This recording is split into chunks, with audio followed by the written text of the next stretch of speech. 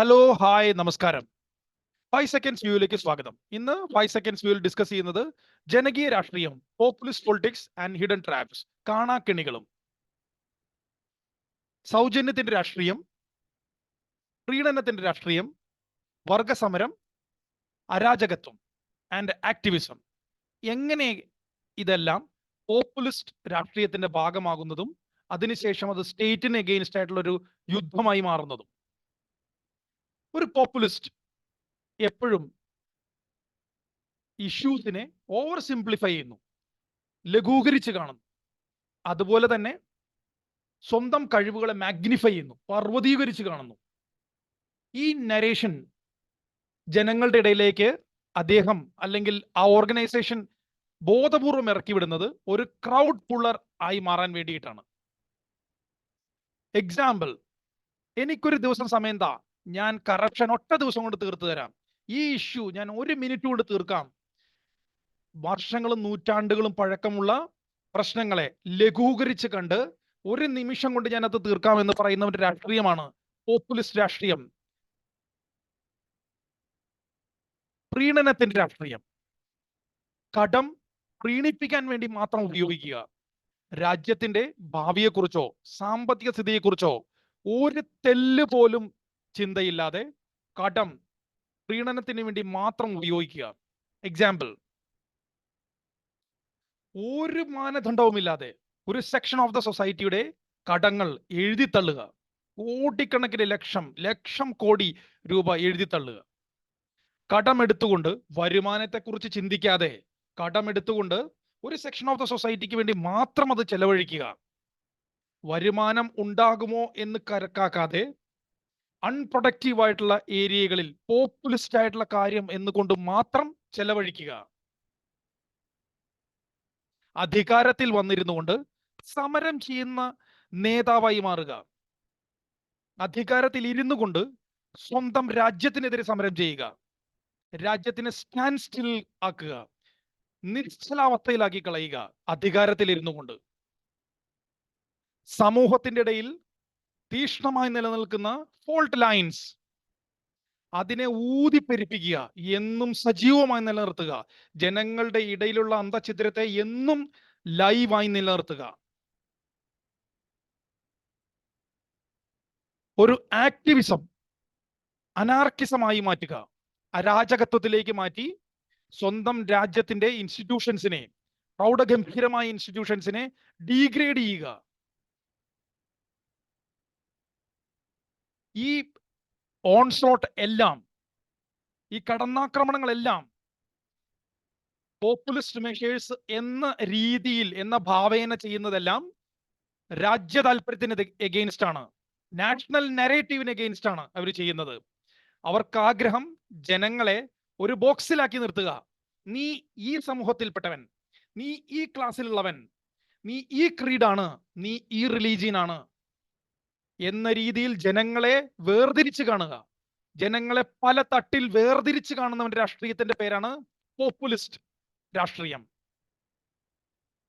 ഇത് ഇന്ന് ഇന്ത്യൻ സമൂഹം നേരിടുന്ന ഏറ്റവും മോശമായ സത്വയുടെ രാഷ്ട്രീയം, ഐഡന്റിറ്റി പൊളിറ്റിക്സിന്റെ സെന്റിമെന്റ്സിൽ ബേസ് ചെയ്തുകൊണ്ടുള്ള രാഷ്ട്രീയത്തിന്റെയും മകുടോദാഹരണമാണ്. അത് ഒരു മനുഷ്യന്റെ സെന്റിമെന്റ്സ് ഒരു രാജ്യത്തിന്റെ താല്പര്യത്തിന് മുകളിൽ വെക്കുന്നതാണ്. ഈ പൊളിറ്റിക്സ് കൊണ്ട് രാജ്യത്തിന്റെ രക്ഷ കൈകാര്യം ചെയ്യുന്ന, രാജ്യത്തിന്റെ ജീവവായുവും ഓജസ്സുമായിട്ടുള്ള ഇൻസ്റ്റിറ്റ്യൂഷൻസിൽ ഇരിക്കുന്ന ആളുകളെ കറപ്റ്റായും അൾട്രാ നാഷണലിസ്റ്റായും മുദ്രകുത്തി അവരെ ഒരു സൈഡിലേക്ക് കോർണർ ചെയ്യുക.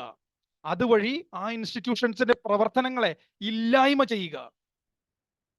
ഏറ്റവും അവസാനമായി ഈ പോപ്പുലിസ്റ്റ് പൊളിറ്റിക്സിന്റെ ഏറ്റവും ഉദ്ദേശം ഒരു മെസ്സിഹ പൊളിറ്റിക്സ് ആണ്.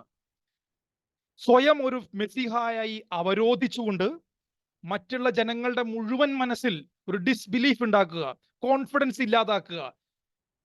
ഏതോ കാലഘട്ടത്തിൽ നടന്ന ഒരു പ്രശ്നത്തിന്റെ കാര്യത്തിൽ ഇന്നും ഈ ജനങ്ങളെ ഭീതിയിൽ നിർത്തിക്കൊണ്ട് ഒരു മെസ്സിഹ വന്ന് മാത്രമേ നിങ്ങളെ രക്ഷിക്കാൻ സാധിക്കൂ എന്ന് പറയുകയും ഞാനാണ് ആ മെസ്സിഹ എന്ന രീതിയിൽ അവരോട് അവരുടെ സബ് കോൺഷ്യസിൽ അത് ഉറപ്പിക്കുകയും ചെയ്യുന്നവന്റെ രാഷ്ട്രീയമാണെന്ന് പോപ്പുലിസ്റ്റ് പൊളിറ്റിക്സ്. ഇത് കൊണ്ടുണ്ടാകാവുന്ന പ്രശ്നം, നമ്മുടെ സൊസൈറ്റിയിൽ, നമ്മുടെ രാജ്യത്തുണ്ടാകുന്ന പ്രശ്നം ചെറുതല്ല. നമ്മുടെ രാജ്യം will fail, our state will fail. കാരണം മനുഷ്യർ, ഈ രാജ്യത്ത് താമസിക്കുന്ന ഒരമ്മ പെറ്റ മക്കളായ നമ്മളെല്ലാവരും നമ്മളുടെ കാസ്റ്റിന്റെയും ട്രൈബൽ ലൈൻസിന്റെയും പേരിൽ വിഘടിച്ചു നിൽക്കും. State nation will wither away. ഒരു സ്റ്റേറ്റ് നാഷൻ സ്റ്റേറ്റ് ഡിസന്റിഗ്രേറ്റ് ചെയ്യും. കടത്തിൽ മുങ്ങി സ്വന്തം രാജ്യ താല്പര്യം നോക്കാത്ത ഒരു ജനസമൂഹമുള്ള ഒരു രാജ്യത്ത് ചെറിയൊരു എക്സ്റ്റേണൽ ത്രെട്ട് മാത്രം മതി ഡിസന്റഗ്രേറ്റ് ചെയ്തു പോകാൻ. ഒരുപാട് ഫോൾട്ട് ലൈൻസിനെ ലൈവായിട്ട് നിർത്തിയിരിക്കുന്ന ഒരു സമൂഹത്തിൽ ഒരു എക്സ്റ്റേണൽ ത്രെട്ട് വന്നാൽ ആ രാജ്യം ഛിന്ന ഭിന്നമായി പോകും. ഏറ്റവും മോശമായ രീതിയിലുള്ള ഈ നരേഷന്റെ ഒരു കാരണം, എൻഡ് റിസൾട്ട് എന്ന് പറയുന്നത് അക്സെപ്റ്റൻസ് ഓഫ് ദ ഇൻവേഡർ. ഒരു ഇൻവേഡിങ് ഫോഴ്സിനെ അക്സെപ്റ്റ് ചെയ്യുക, അവരുടെ മുമ്പിൽ സാഷ്ടാംഗം നമസ്കരിക്കുക. അതിനവർ പറയുന്ന നരേഷൻ ഏറ്റവും നീചമാണ്. ഇന്ന് ഈ രാജ്യത്ത് കാണുന്ന ബഹുഭൂരിപക്ഷം ജനങ്ങളും ഏതോ കാലഘട്ടത്തിൽ വന്ന് അടിഞ്ഞുകൂടിയവരാണ്, ഇവിടേക്ക് വന്ന് മൈഗ്രേറ്റ് ചെയ്തവരാണ്. ഈ തദ്ദേശീയരായിട്ടുള്ള ജനങ്ങൾ ഇവിടെ കുറവാണ്. നിങ്ങൾ സൺ ഓഫ് സോയിൽ അല്ല. സോ ഇനിയും ആര് വന്നാലും അവരും ഇതിന്റെ ഒരു ഭാഗവത്തായി മാറും. അവരെ എതിർക്കേണ്ടതില്ല, അവരുടെ കൂടെ ജീവിക്കുക, സമരസപ്പെട്ട് ജീവിക്കുക എന്ന ഏറ്റവും അടിമ ചിന്താഗതിയാണ് ഈ പോപ്പുലിസ്റ്റ് മെഷേഴ്സിന്റെ എൻഡ് റിസൾട്ടിൽ ഈ സമൂഹത്തിനെ അവർ അടിച്ചേൽപ്പിക്കുന്നത്.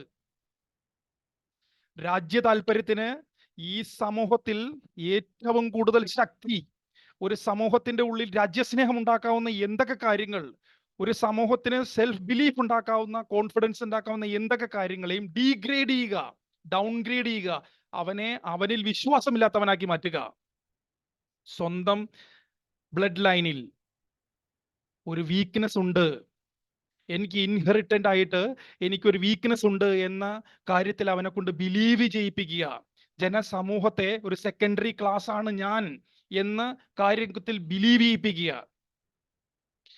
രാജ്യ താല്പര്യത്തിന് എഗെയിൻസ്റ്റ് വരുന്ന ശക്തികൾക്ക് മുമ്പിൽ നെഞ്ചു വിരിച്ചു നിന്ന് പോരാടാനുള്ള അവന്റെ ശക്തിയെ ഇറോഡ് ചെയ്യിപ്പിക്കുക. ഇതാണ് ഇതുകൊണ്ടുള്ള അൾട്ടിമേറ്റ് അവരുടെ ലക്ഷ്യം. ഇനി ഈ അരാജകവാദികളെയും ഈ പോപ്പുലിസ്റ്റ് പൊളിറ്റിക്സ് എന്ന് പറഞ്ഞ് നടക്കുന്ന അനാർക്കിസ്റ്റിനെയും നമുക്ക് എങ്ങനെ സമൂഹത്തിൽ നിന്ന് കണ്ടുപിടിക്കാൻ സാധിക്കും? അവർ പല വേഷരൂപധാരങ്ങൾ കൊണ്ടാണ് വരുന്നത്. അവരൊരു പൊളിറ്റിക്കൽ പാർട്ടിയിൽ മാത്രമാവണമെന്നില്ല, അവരൊരു NGO-യിലായിരിക്കാം.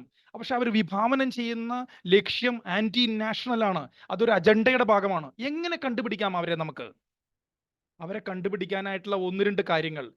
ഏത് നാഷണൽ നരേറ്റീവ് ഇവിടെ നമ്മൾ സംസാരിച്ചാലും, ഒരു നാഷണൽ പവർ പ്രൊജക്ഷന് വേണ്ടി നാഷണലിസ്റ്റ് ആയിട്ടൊരു ഇൻഡിവിജ്വൽ ഒരു നാഷണൽ നരേറ്റീവ് ഏത് പോഡിയത്തിൽ നിന്ന് സംസാരിച്ചാലും ഈ നെഗറ്റീവായിട്ട് സംസാരിക്കുന്നവർ ഒരു കാസ്റ്റ് ഇഷ്യൂ എടുത്തിട്ട് അതിനെ അണ്ടർമൈൻ ചെയ്യാൻ ശ്രമിക്കും.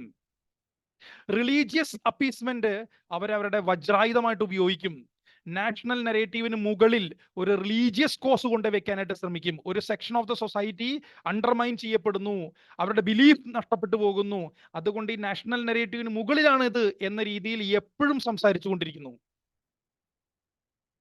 മാസ് പ്രൊട്ടസ്റ്റ്, ഒരുപാട് ജനങ്ങളുടെ ഒരു സമരം, അതുകൊണ്ട് നാഷണൽ ഇൻസ്റ്റിറ്റ്യൂഷൻസിനെ ഘരാവോ ചെയ്യുക, തെറ്റ് ചെയ്തിരിക്കുന്നവരെ പിടിക്കാൻ ചെല്ലുന്ന ഏത് ഇൻസ്റ്റിറ്റ്യൂഷൻസിന് എഗെയിൻസ്റ്റും ഒരു മാസ് പ്രൊട്ടസ്റ്റ് എന്ന് പറഞ്ഞിരിക്കുന്ന വജ്രായുധം ഉപയോഗിച്ച് കോർണർ ചെയ്യപ്പെടുന്നുണ്ടെങ്കിൽ അതിന് നേതൃത്വം കൊടുക്കുന്നത് ആരാണോ അവരെ നോക്കി വെക്കുക, ഐഡന്റിഫൈ ചെയ്യുക.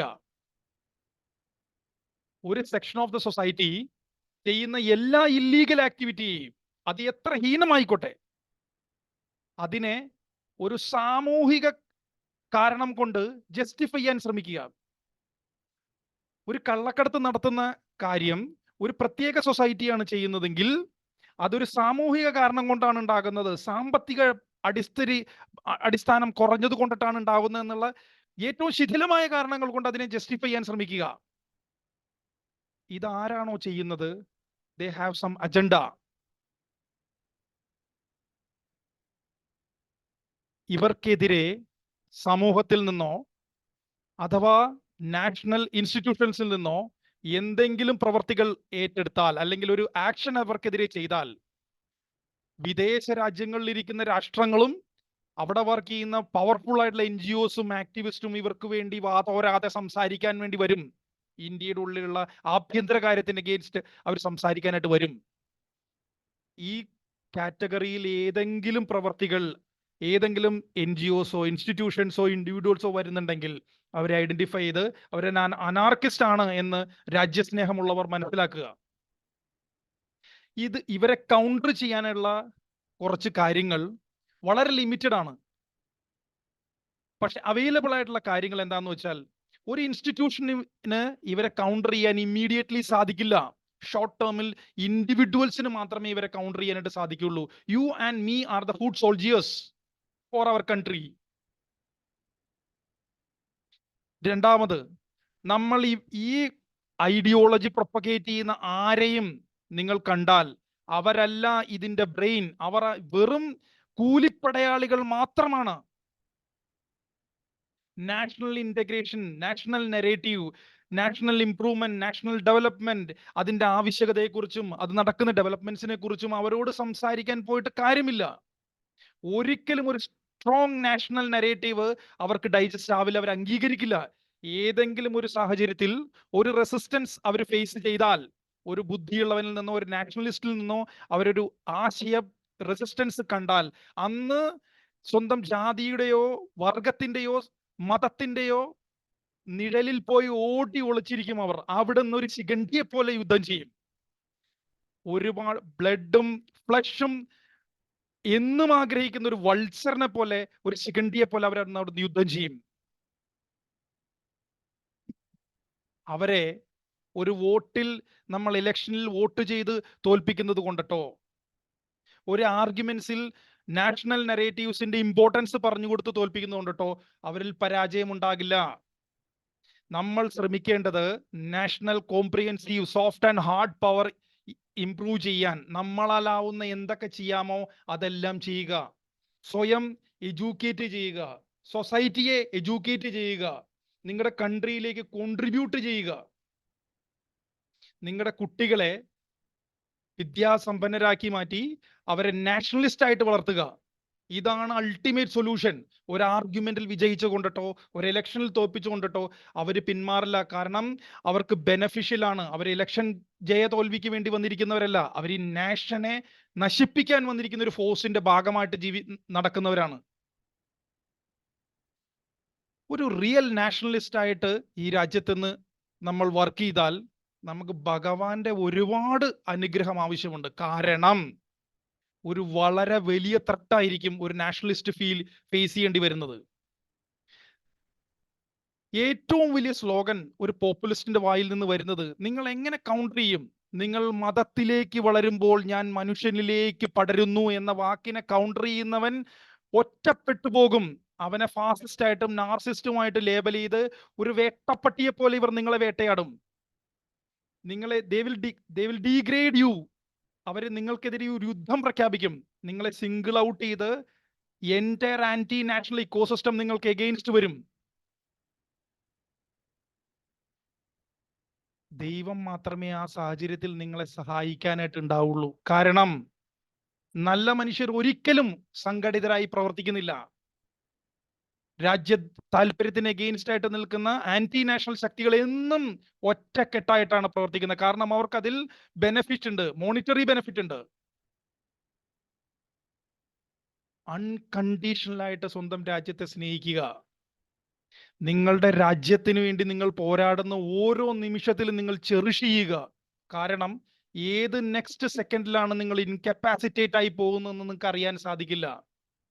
നിങ്ങൾ കത്തിച്ചു വിടുന്ന ചിങ്കാരി, തീപ്പൊരി, നിങ്ങൾക്ക് തുടർച്ചയായി വരുന്ന അവൻ ആ ചിങ്കാരി എടുത്തുകൊണ്ട് നടക്കുമെന്ന വിശ്വാസത്തിൽ നിങ്ങൾ മൺമറിഞ്ഞു പൊക്കോളൂ. ഈ യുദ്ധത്തിൽ you may not be the hero. വരും തലമുറയായിരിക്കും ഒരു ഹീറോ ആയിട്ട് വളർത്തേണ്ടത്. ഒരു നാഷണലിസ്റ്റ് ആയ ഫ്യൂച്ചർ ജനറേഷൻ മാത്രമാണ് ഇവർക്കുള്ള ഉത്തരം. Thank you so much. This is 5 seconds view on populist politics and hidden traps.